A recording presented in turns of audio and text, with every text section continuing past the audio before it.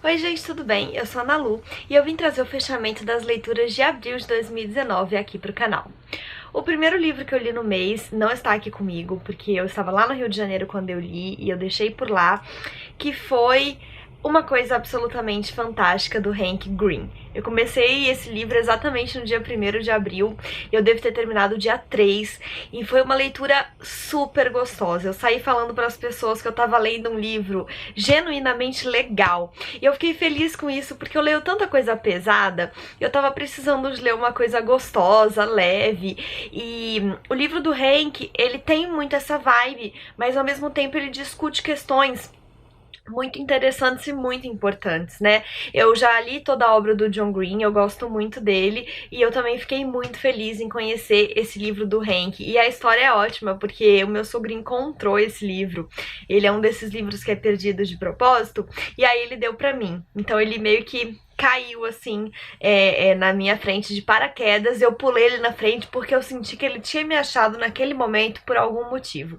E bem, o livro é narrado pela April May. Ela é uma jovem adulta, típica millennial. Ela tem, se eu não me engano, 21, 22 anos ou algo do tipo. E ela é recém-formada, ela saiu da cidade dela e tá morando em Nova York e tentando levar a vida, né? Ela tá trabalhando como designer, naquela rotina louca de trabalhar até altas horas, e um dia ela, de repente, numa madrugada, dá de cara com um robô enorme, assim, uma estrutura, assim, bizarra de grande, que ela, enquanto designer, acha que é uma obra de arte, mas que há 5 minutos atrás ela não tinha visto, e ela resolve, então, chamar um amigo dela, que é youtuber, mesmo sendo de madrugada, para que eles filmem o que ela acredita que seja uma obra de arte, né? Essa intervenção. Só que esse robô gigante que apareceu por ali, na verdade, é muito mais do que uma obra de arte. Enfim, né, o livro vai falar sobre como a sociedade lida com o diferente, sobre como a internet está presente nisso tudo. Eu gosto muito também da questão pessoal que o Hank coloca, porque a April vai acabar ficando famosa por ter sido a primeira pessoa a interagir publicamente com essa coisa que apareceu no mundo e que tá deixando todo mundo muito curioso. Então ela começa a ganhar um número absurdo de seguidores e ela se deslumbra com isso e ela acaba se perdendo dela mesma no meio do caminho. E eu acho que toda a análise política e pessoal que o Hank faz da situação é muito perspicaz e muito interessante. Então é um livro que é leve, que é gostoso, que funciona para adolescente, que funciona para adulto, que traz temáticas importantes e gera curiosidade. É um livro assim que ele é perfeito, porque ele é exatamente o que ele se propõe, é uma delícia de ler, e falo mais sobre ele quando sair o vídeo. O segundo livro que eu terminei no mês, na verdade eu tinha começado até antes no livro do Hank Green, mas foi cortado por ele, que foi Submissas Lágrimas de Mulheres, da Conceição Evaristo, meu terceiro livro da autora. E eu vi outras pessoas comentando que esse era um dos livros mais fraquinhos dela, mas eu gostei bastante. Eu já li Olhos d'Água e Poncia Vicêncio, e pra mim eles estão muito no mesmo nível, os três. São propostas diferentes. Um é um romance, um é um livro de contos, e nesse livro é como se fosse uma ficção barra realidade, porque é como se a autora apresentasse pra gente alguns textinhos falando sobre vidas de mulheres negras, vidas difíceis, só que ele não como Olhos d'Água, porque aqui ela fala que ela age como se fosse realidade mesmo. Então ela conta que ela entrevistou essas mulheres, a gente sabe que essas mulheres existem, só que ela deixa claro também que tem uma dose de ficção no meio. Então, enfim, o Olhos d'Água é só ficção. Nesse a gente sabe que muita coisa tem base na realidade, que ela deu ali algumas pitadas para que as histórias ficassem mais emocionantes. São histórias muito pesadas, muito emocionantes. Eu gosto muito do título, eu acho que ele é muito impactante, porque a gente tem essa questão de que as lágrimas são insubmissas. Por mais que as mulheres, infelizmente, o sejam, as lágrimas, elas não são controladas, então elas simplesmente escorrem. E por aí a gente já sabe que as vidas que ela vai retratar aqui não são vidas fáceis, a gente tem diversos tipos de dificuldades diferentes, mas todas muito expressivas e todas tentando colocar a mulher num lugar de submissão. Então as histórias mostram mulheres que estão tentando ser quem elas são e tentando conseguir exacerbar pro mundo a força que elas têm. É um livro muito emocionante, comento mais sobre ele quando sair a resenha. Depois, a partir de agora, eu já tenho os livros aqui comigo. Eu li Se a Rua Billy Falasse, do James Baldwin, que eu recebi da Companhia das Letras.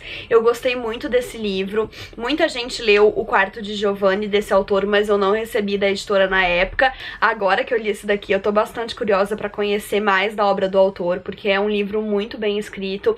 Aqui a gente tem a história de um casal, uma história de amor que é pausada repentinamente porque o homem, ele é preso injustamente por um crime que ele não cometeu. Eles são negros, né? O autor é um autor negro e ele traz bastante essa temática nesse livro, pelo menos, mas eu imagino que em outras obras dele também.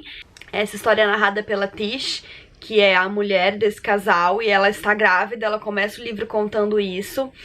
E ela e a família dela estão fazendo de tudo para que o Fone, que é o marido, seja solto, para que eles consigam provar que ele não cometeu esse crime. Não preciso nem dizer que tem muita contextualização política, a abordagem do autor é muito interessante, a escrita dele é crua e direta, mas ao mesmo tempo tem uma cadência, tem uma suavidade, até porque é uma história de amor também, né?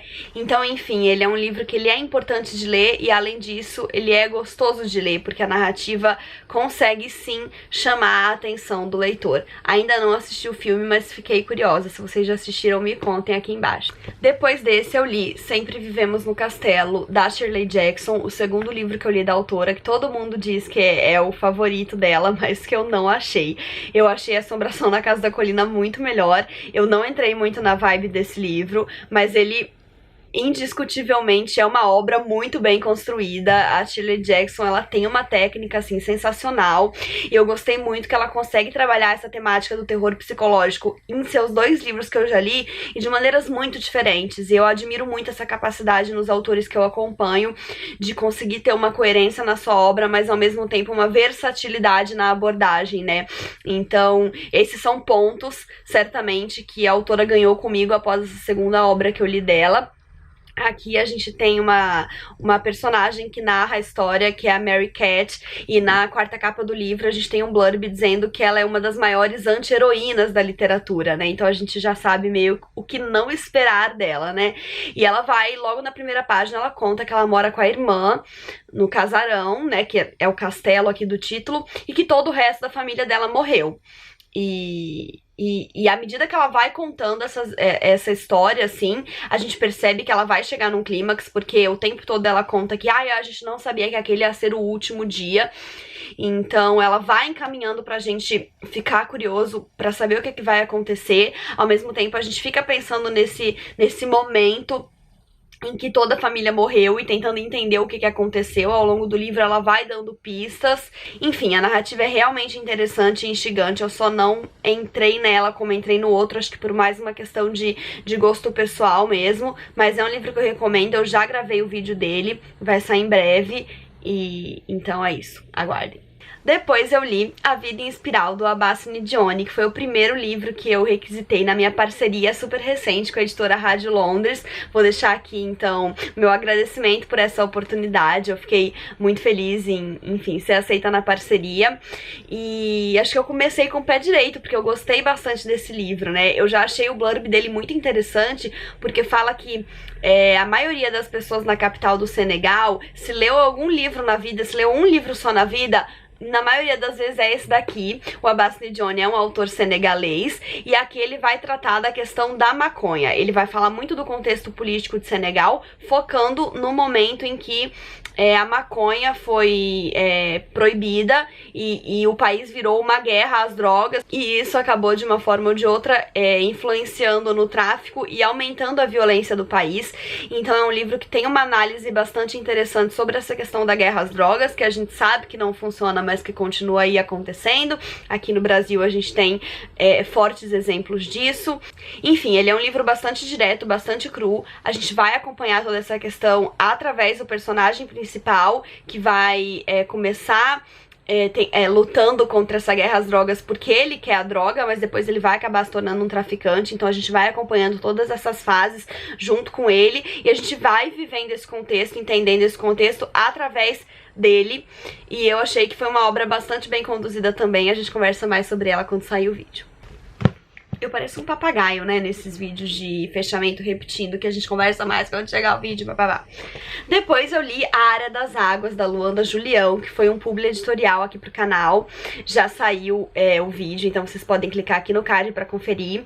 A Luanda entrou então em contato comigo, interessada em divulgar o livro dela aqui no canal. Ela é formada, pós-graduada e doutoranda agora em filosofia contemporânea, e para ela é muito caro o tema de como a sociedade lida com a morte, uma morte que seria causada, né? Então ela fala no prefácio sobre o aborto e sobre a eutanásia, mas o livro vai tratar especificamente da eutanásia. Então a gente tem aqui um maestro, Paulo Savina, que vai descobrir um câncer extremamente agressivo e depois de lutar muito contra ele, ele percebe que não vai ter volta e que dali pra frente a vida dele só vai degringolar, ele só vai sentir mais dor, enfim. E ele gostaria muito de se ver livre dos hospitais e de conseguir o direito de morrer, né? Porque ele não quer passar pelos sofrimentos que vem pela frente. E complicado esse assunto, né? É um assunto complicado que a Luanda tratou com muita delicadeza aqui nesse livro. E como a resenha já saiu, principalmente sobre ele, eu não vou me estender agora. Então cliquem aqui nos cards pra conferir. Depois eu terminei O Poder, da Naomi Alderman, que é um livro que eu tava muito afim de ler desde que ele foi lançado, se eu não me engano, no ano passado ou até em 2017, e que infelizmente foi uma decepção. Eu achei esse livro muito fraco, eu não consegui me envolver com a história, tampouco com os personagens. Aqui a gente tem uma distopia em que as mulheres de repente percebem que elas podem eletrocutar. Então elas têm eletricidade, isso serve tanto para elas acenderem lâmpadas como para eletrocutar, e de repente então elas viram as donas do rolê, né? O patriarcado se esvai por entre os dedos dos homens. Só que a gente é criada aqui uma sociedade que não tem nada a ver com a proposta pela Charlotte Perkins Gilman em Terra das Mulheres, por exemplo. Porque aqui as mulheres vão pegar esse poder que elas têm pra criar uma sociedade tão péssima quanto o patriarcado, só que dominada pelo outro gênero, né? Dessa vez pelas mulheres. E essa ideia eu acho muito interessante, porque eu gosto da ideia também de que, oxe, as mulheres são seres humanos e elas vão fazer muita merda se elas tiverem muito poder, assim como os homens fizeram a nossa vida toda.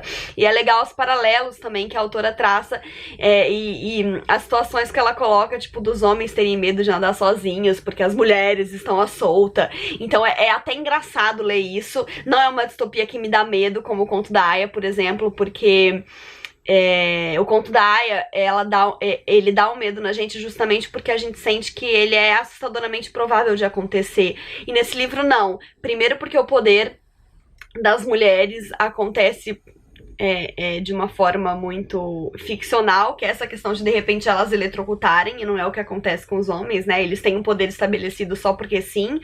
E segundo porque, bem, a gente sabe que a corda sempre estoura pro lado das mulheres e que é muito difícil que os homens estejam na situação do mais fraco. Mas eu gosto das reflexões que o livro propõe, não gosto da maneira com que ele foi conduzido. Eu realmente achei a história muito fraquinha. Eu acho que que a autora entra em algumas...